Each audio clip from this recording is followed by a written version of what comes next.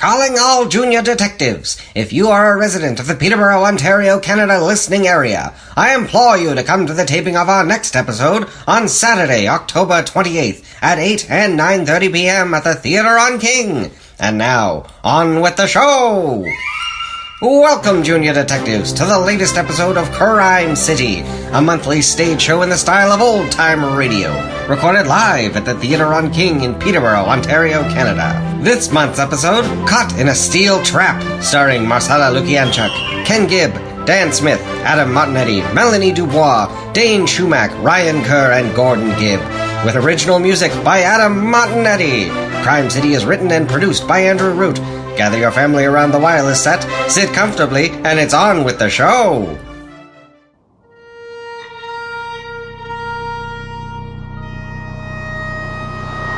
A convertible, speeding down the highway just outside of Crime City, heading west. Things were simpler in 1952, but that was last year. It was 1953, and the past was fading in the rear view just as quickly as the skyscrapers of Crime City. I put my foot down hard on the gas, kicked the coupe into high gear. The kid and I had to get out of this town, and quick. Danger lurks around every corner in Crime City on the best of days, but this was different. We were on our own. I was no longer Brad Bramble, decorated adventure scout. And the woman behind the wheel was no longer Lilian Steele, acclaimed private detective. Those names weren't safe in Crime City anymore. You learn pretty quickly how vulnerable you are when the chief of police gets kidnapped. Greetings, junior detectives. Shine your badge, put on your trench coat, and grab your magnifying glass. It's time to set your radio's dial to intrigue for another exciting episode of Crime City. Brought to you by Clip Bar's Energy Supplements, Guiding Light Laundry Detergent, and Beginner Cult. Crime City, home to the fiends, scoundrels, and ne'er-do-wells of the world. A cesspool of illegality. Honest citizens fear to walk the streets after dark. But there are those who stand against crime in Crime City, honor bound to serve justice and protect the innocent. Our heroes, Brad Bramble. Adventure Scout, first class, saving the world with scouting. And Lilian Steele. Hello. Aim to clean up crime in Crime City. What nefarious foes will our heroes face in their quest to uphold the law?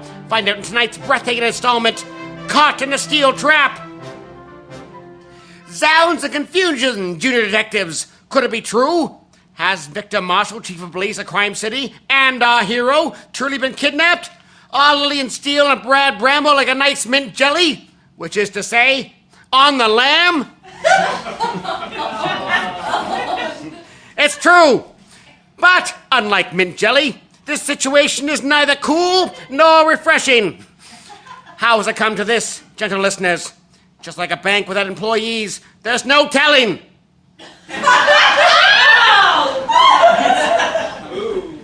Or is there? What kind of radio drama would it be if we dangled the carrot of a kidnapped Victor Marshall in front of your very ears and refused resolution? To tell the story, we'll have to go all the way back to the beginning. We're taken out of the streets of Crime City, a dark alleyway at midnight. Lilian Steele and Brad Bramble surveil our local business. Yes, she thought, laying down her brush in extreme fatigue, I have had my vision. What are you reading there, Bradley? Oh, just some book I have a test on. Miss Steele, would you say Virginia Woolf's heroines are ultimately liberated by their intellects, or does their existence within a patriarchal framework actually I'm not mean doing your homework that for you again, Brad. Well, I'm just making conversation. You were the one who wanted to take an advanced course on the mechanics of women's suffrage in 1920s Britain, Brad darling. Don't come complaining to me when the workload gets too intense. Well, I'm sorry that I find geopolitical gender lit fascinating. No, strike that. I won't apologize. What in the Mary Wollstonecraft has got your short pants in a pretzel? Well, for one thing, it's stinking midnight in this dark alley, and for a second thing, we've been out here for a solid week trying to catch the crook who's been knocking over all the pharmacies in town, and for a third thing, I gotta read 2 more Virginia Woolf novels by the end of the week. Just drop out and join the army like I did. Anyone tries to take my vote away, pow! Right in the kisser. No need for all those books. Wait, hold on. Are you arguing against the necessity of feminist theory? You're a lady. I'm pretty sure that feminism means I get to think whatever I want, and you don't get to say boo about it. Oh, is that true? Who can say for sure? A man wrote this stinking dialogue.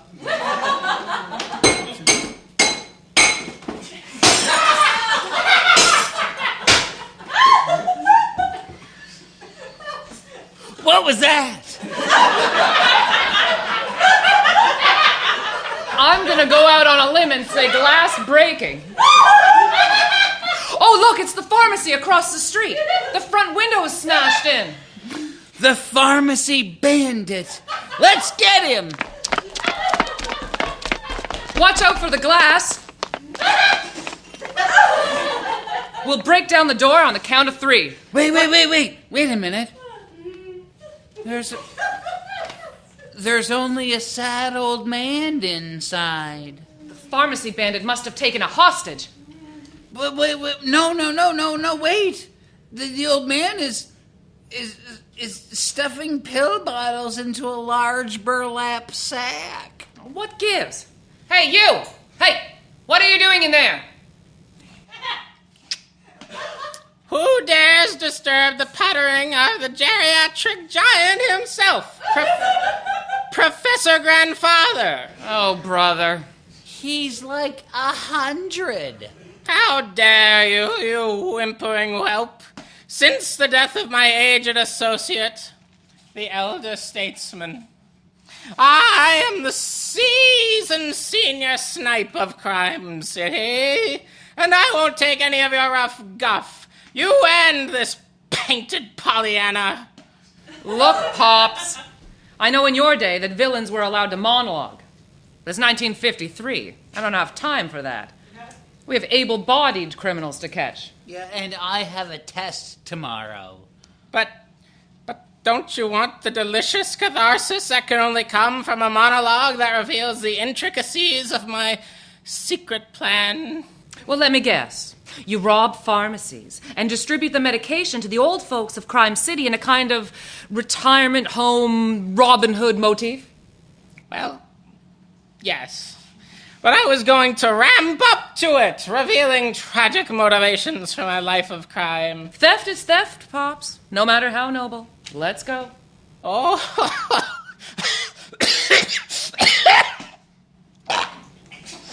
You think it'll be that easy?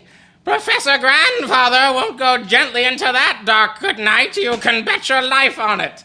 Get ready for the clobbering of your young lives.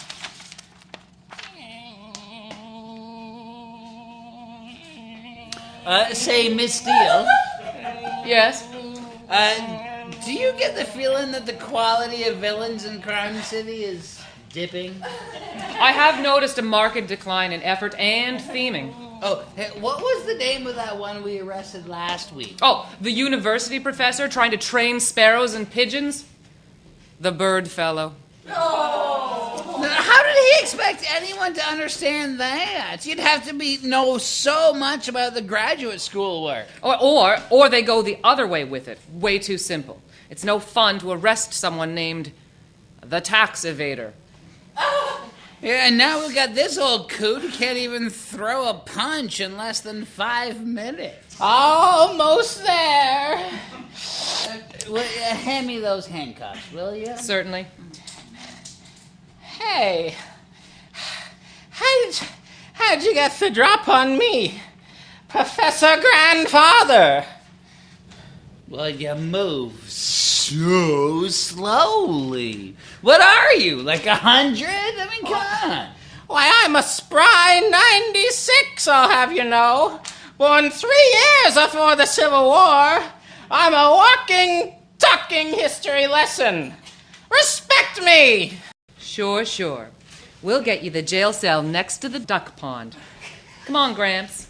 That's Professor Gramps, thank you Wait, did you say duck pond? I surrender. I figured. If law and order were made from brick and mortar, surely the physical form would be the very hub of justice in Crime City, the Crime City Police Department headquarters, a.k.a. CCPDHQ, located at the intersections of Criminal Misdeeds Avenue and Vigilance Boulevard. Lilian and Brad lead Professor Grandfather with the desk sergeant to process the paperwork that is the crinkly wrapper around the hard candy of the law and take the stairs to the top floor, the office of the chief. From this shining spire, our hero, Victor Marshall, deals out justice with the swift hand of the law. But don't skip leg day, or your dogs will be barking like a saucy kitty cat. Just walk past the white picket fence. 10 floors if it's a single step. This Kilimanjaro of Crime City is... How are you narrating at this pace? I'm exhausted. The trick is to literally never stop jogging. I've got a BMI of negative 4%. Get out of here, Jesse Owens. See you at the commercial break, slowpokes.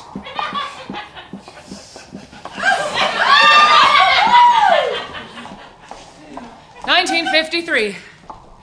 Did you know, Brad, that the elevator was invented exactly 100 years ago? Well, that's not lost on me. Would it kill the taxpayers to shell out for an elevator? These 10-story heights are killing me. Or maybe the chief could just move his office down to the lobby. That's an idea. Well, that's the one upside of Crime City running low on quality criminals. We won't have to do so much urban mountaineering. Victor better have something juicy for us this time.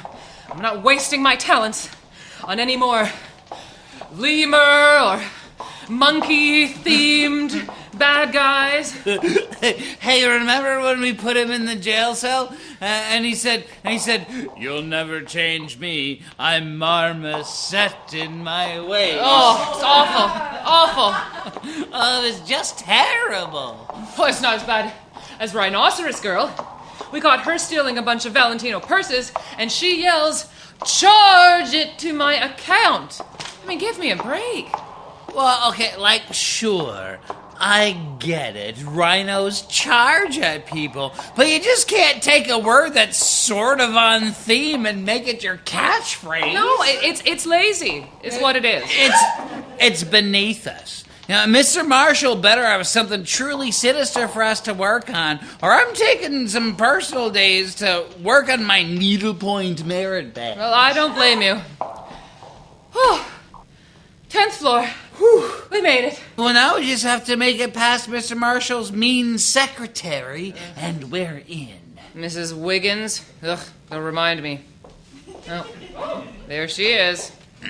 Well, you just gotta pour on the honey. Watch how a pro does it. Ahem. Well, hello, Mrs. Wiggins. A fine day, isn't it? Why, hello, young man. It is a fine day, thank you.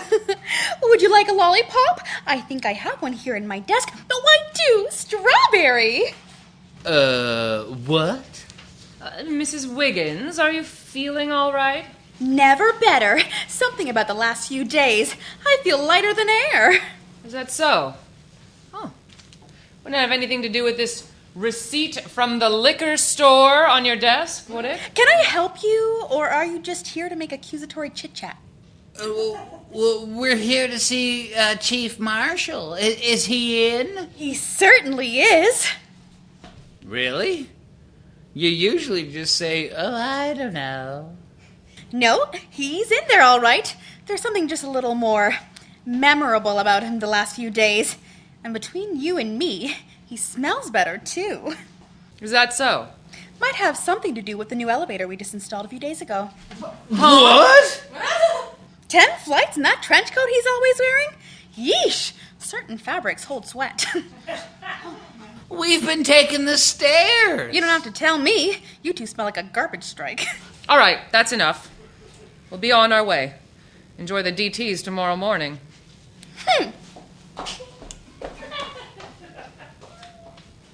That's the first time I've ever seen Mrs. Wiggins even recognize Mr. Marshall's name. Maybe she's having her daily moment of clarity. Let's see. Victor? Hello? Oh, look at that. He's not even in here. Figures. Some people don't ever change. Oh, hello. Well, who are you? What do you mean, who are you? It's me, Victor Marshall.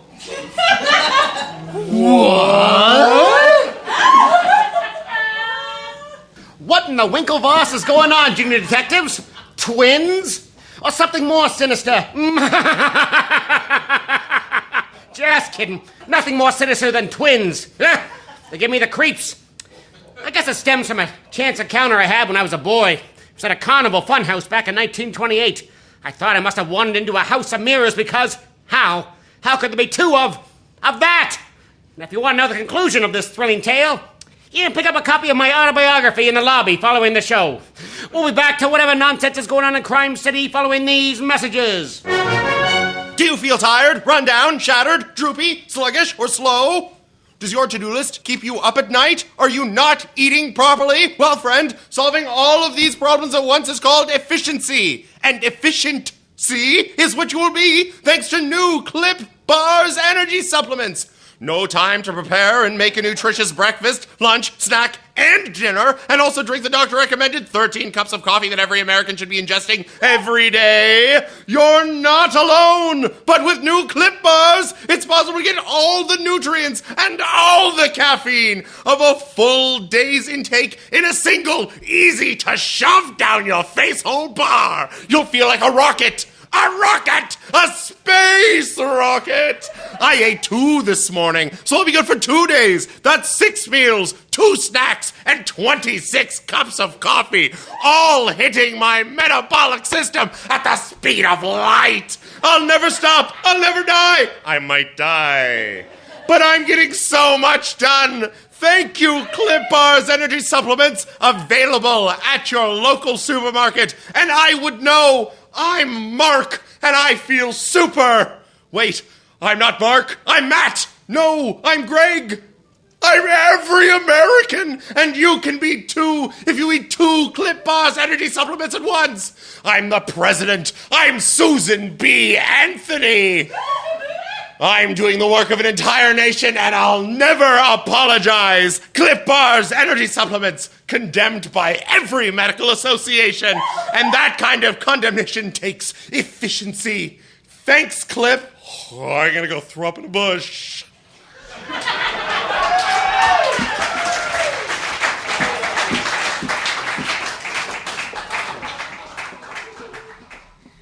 Darling, get dressed. We're going to be late for church. I'm going as fast as I can. I've got to find the cleanest shirt I can, so God doesn't laugh at me. God's not going to laugh at you, dear. Oh, no? John Dredd showed up at church last week with ring around the collar, and I distinctly remember hearing the sounds of heavenly chuckling. Cleanliness is next to godliness, or so says the Bible. Well, according to me, stop your worrying. I wash your shirts in Guiding Light laundry detergent. Guiding Light laundry detergent? What's that? Well, it's the only laundry detergent that's been endorsed by the Lutheran Church. Look, all your shirts are fresh and clean, no ring around the collar. Wow! My pit stains are gone too. How about that? Looks like God won't be laughing at me this Sunday. So pick a shirt already. Cleanliness might be next to godliness, but tardiness is Satan's bedfellow.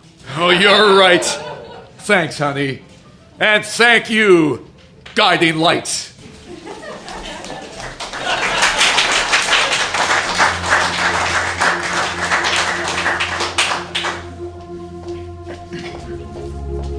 Welcome back, junior detectives. When we last left you, two of our heroes, Lilian Steele and Brad Bramble, were surprised to find their friend, and our third hero, Victor Marshall, was perhaps not the person they'd expected. What a sinister switcheroo! Just who is this new Victor? Is he better than the old Victor? I'm just saying, let's maybe look a gift horse in the mouth. Hey, find out if he offers dental benefits. Oh, hello. I wasn't expecting to see you two. Who are you? What are you talking about, Brad?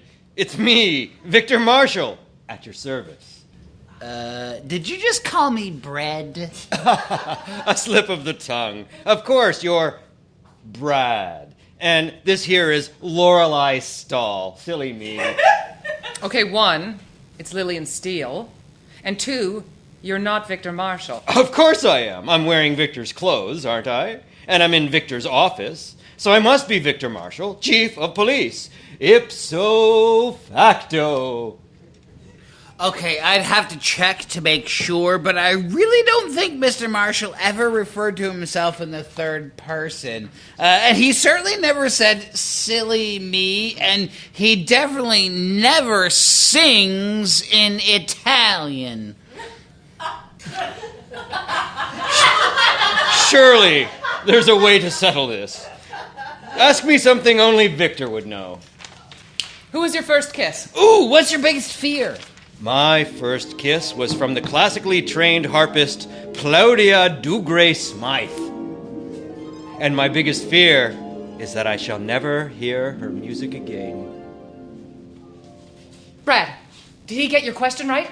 I don't know. Did he get your question right? I don't know! Oh. Darn it! We should have asked questions we knew the answers to. I'm afraid I don't have time for any more guessing games, chums. Not if I want to stop all the wrongdoing here in Criminal City. Hang on. Did you just call Crime Mrs. City? Wiggles! Won't you come in? He just called Mrs. Wiggins Mrs. Wiggles.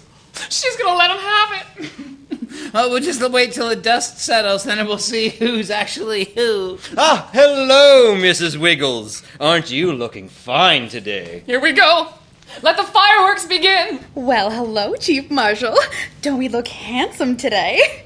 Wait, what the what? Now, Mrs. Wiggles. Let's keep things professional. So sorry, Chief Marshal. I don't know what came over me. Think nothing of it. I've got some more filing that needs to be done. You don't mind staying late tonight, do you? Oh, not at all.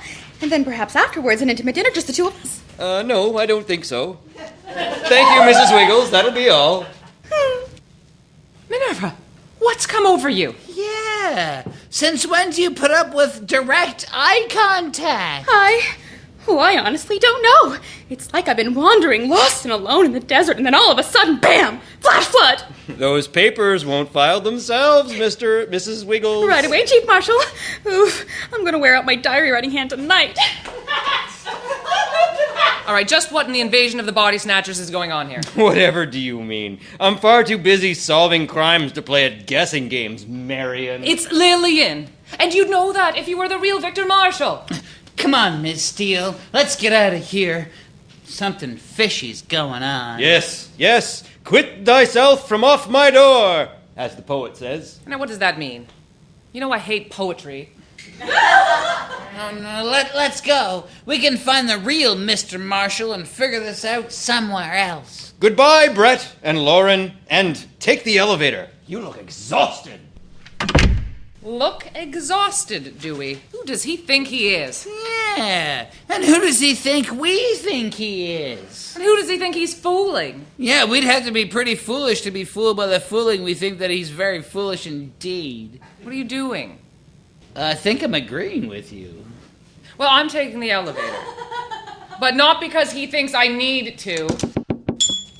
Yeah, hey, so when did they install this thing?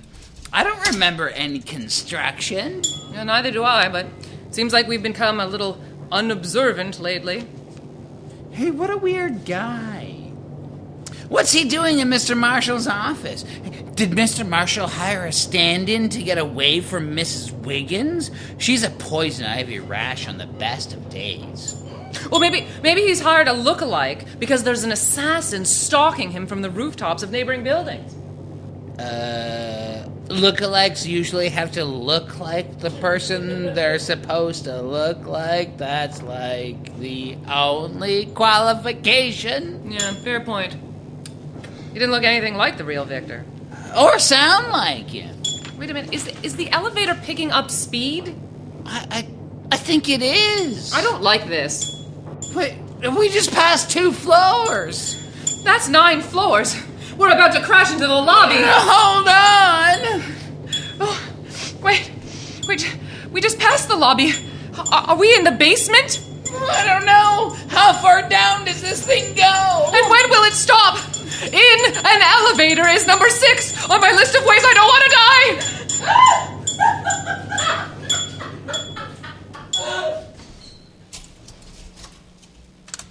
Oh, we must be like a mile below the surface. Well, this better not be a mole people situation. That's all I have to say.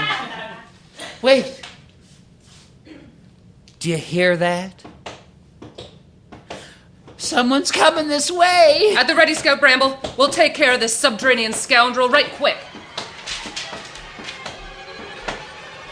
Well, Mr. Bramble and Miss Steele, so very glad you could join me in my underground lair. Allow me to introduce myself. Let me guess. The fathomless fiend. No. The grievous groundhog. That's not even close. The Unterlander.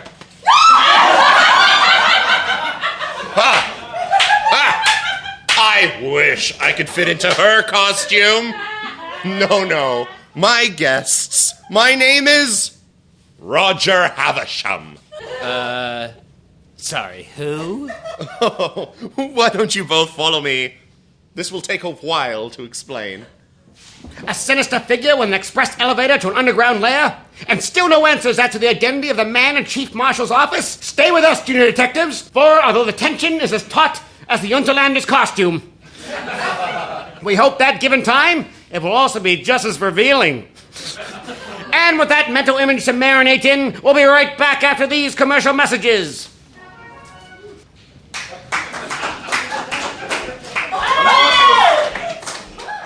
You know what they say, opinions are like harmonicas. Everyone has one. But what if your opinion is just a little bit better than most people's? A little bit more enticing? Why, that sweet harmonica symphony demands to be heard, at least by a band of loyal listeners. Sounds to me like you need Begin-A-Cult, the easiest way to create your own niche religion. That's right, Begin-A-Cult is the best way for you, a charismatic so-and-so with big ideas, to push your forceful opinions onto a small group of rapt followers. Ever wanted to sound off, then pass the hat, collecting the hard-earned cash and wives that your opinions deserve? It's easy with Begin-A-Cult. Included with your starter kit is a selection of robes, a loudspeaker system, and a pamphlet-making template so you can project your ideals onto the world. Who cares if they're unpopular? You'll be up to your neck in money and wives. And you don't have to worry. We have a real estate agent on site who will help you select the abandoned summer camp that best suits your new religion's needs. Begin-A-Cult, the best and only choice for a charismatic leader like you.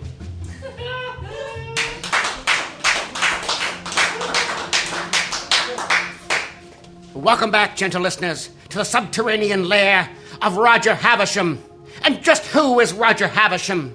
The facts are as thin as a January sapling. Will this beleaguered winter tree grow into a mighty maple of understanding? Let's find out. I'm so glad you could join me in my underground lair, my friends. Shame it took subterfuge to get you here. But I think you'll be impressed. Beverage? I don't think so, Mr. Whoever you are. The name is Roger Havasham. Well, my name is, I don't take kindly to being spirited away into an underground cavern. Is that right, Miss Steele? Sparkling water. Lilian? What? I'm thirsty. Sparkling water it is. Wait, what was that? Why did you clap? Is that a signal to spring a sinister trap? Oh, nothing of the sort. Just summoning an underling. Oh, one of your crooked subterranean mutants, no doubt. Yes, Mr. Havasham. Go on. What do we say? How may we serve you? I'm so sorry. I completely forgot. It's Bring Your Children to Work Day. Well, Junior, I'd like a bottle of sparkling water with ice in 2 glasses. Think you can handle that? Yes, sir, Mr. Havasham, sir. Attaboy. And thank you again, Mr. Havasham. Your donation to Junior's daycare was so generous. My pleasure, really. Just make sure to invite me to the next finger painting class. We'll be right back with that sparkling water. Goodbye, Mr. Havasham. I love you. Okay, what the crud was that? I beg your pardon. Your underlings. They didn't have a theme, or a mutation, or even matching outfits, or anything. Like, what gives? Our human resources department sets the dress code. I'm sorry you're disappointed. Perplexed might be more appropriate. But just who are you? King of the sewers? And what do you want from us? Nothing so grand, I'm afraid. I'm simply a civil servant, doing my duty for the betterment of Crime City. But I suspect you're wondering whatever happened to Victor Marshall. You're behind this? What have you done with our friend? Now, calm down. I'm not saying I made him disappear. I'm simply saying that a vacuum of power must be filled, and if I have the resources to fill that void, then it's my civic responsibility to do so. Here's that sparkling water you asked for, Mr. Havasham. And I made you this macaroni necklace. Oh, how charming. Let me put it on right this moment. Wait, what are you doing? Roger Havasham is evil. Somehow, I haven't quite put my finger on it. What on earth are you talking about? He's supplanted the chief of police with a doppelganger under his control. Who, Victor Marshall? No, I saw him just this morning. That's right. Victor Marshall is right upstairs, in his office, solving crimes. And so, I believe, are you two. What are you talking about? We're right here. I'm not so sure about that. Toady, where would you say Lilian Steele and Brad Bramble are at this very moment? Why, they're right upstairs with Chief Marshal, Mr. Havasham. Junior? That's right. That's where they are. We can't be. We're right here. No, I think I'd notice a thing like that. Mr. Havasham, would you like me to have them come downstairs so our visitors can see for themselves? I think that'd be an excellent idea. Right away, Mr. Havasham. I suspect you have a few questions. I've been watching you two for some time, you see. I know you're used to dealing with colorful, bombastic villains with wild schemes bent on personal power trips. But that's not certainly who I am. I really do only have the best of intentions for Crime City. Oh, sure. So making the chief of police disappear is some kind of community service? Let me reiterate. I'm not saying I made him disappear. You see? Here's Victor. Right here. That is not Victor. Am I going crazy? Sure, it's me, Lil. Like I always say, Shazamataz! Okay, I may be 10 years old, but I am not an idiot. Victor Marshall never once said Shazamataz. So just admit you kidnapped him. We'll skip to the fight scene, and then I'll be home in time for dinner. Kidnapping a police chief is a serious offense, my friends. I wouldn't dream of getting mixed up in such dirty pool. But there's nothing wrong with taking advantage of a public official's sudden absence, especially if it's for the greater good. Wouldn't you agree? We've heard this kind of ends justify the means rhetoric before, Mr. Havasham. Basically all of season 1. Yeah, I got a little preachy. Oh, please. No one listened to season 1 of this dumb show.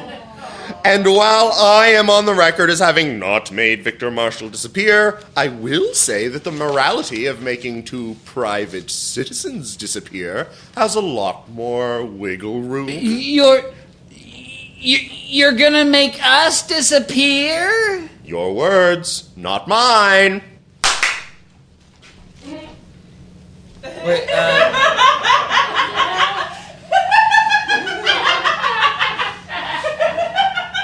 who's this?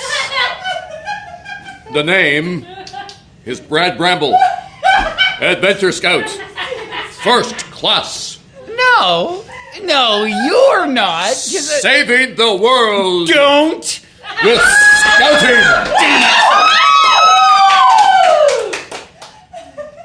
Holy crap! I've got a doppelganger, and he looks just like me.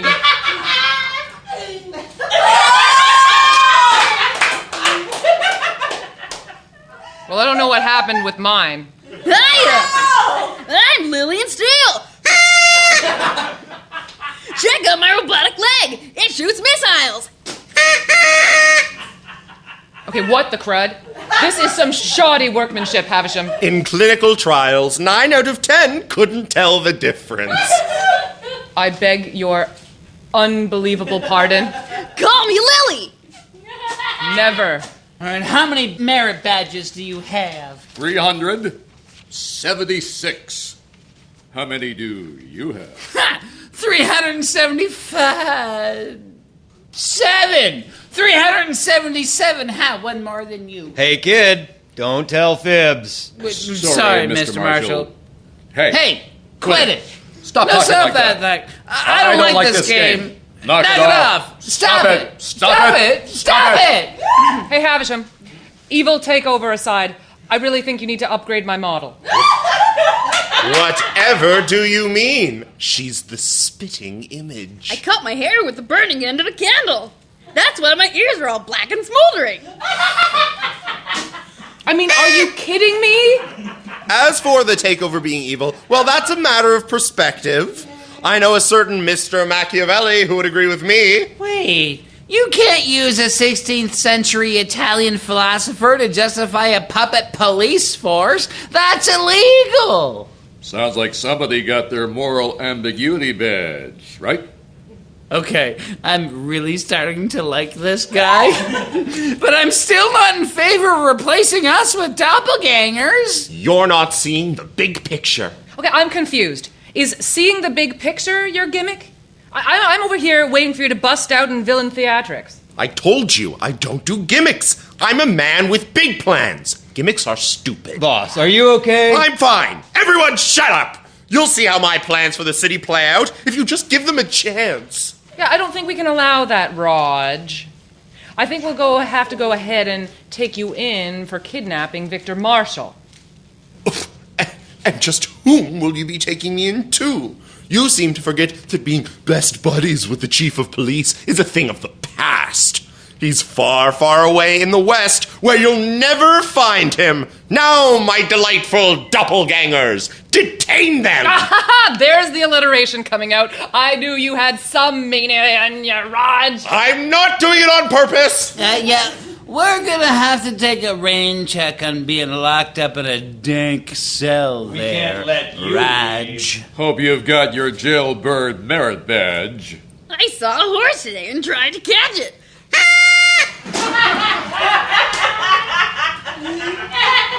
Is this seriously how you see me? Quick, Miss Steele, let's fight our way out.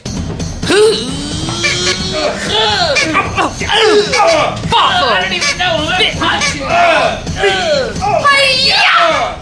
They're getting away, you fools! After them!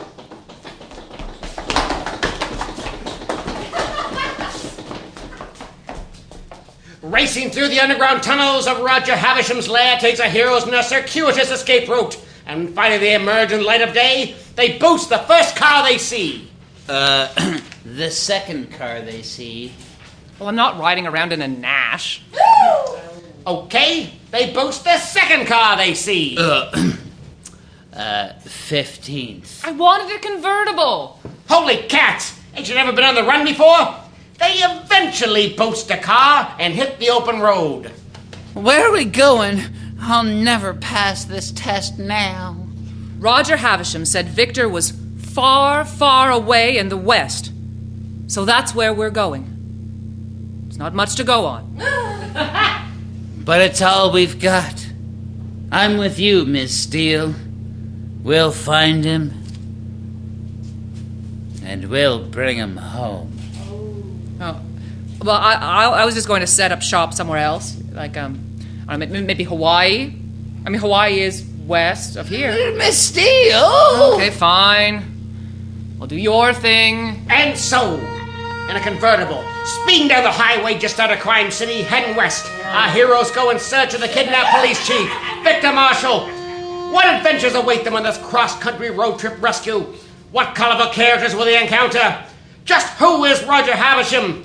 You'll have to join us next month to find out. That's right, Junior Detectives. This episode is to be continued. Good night for now.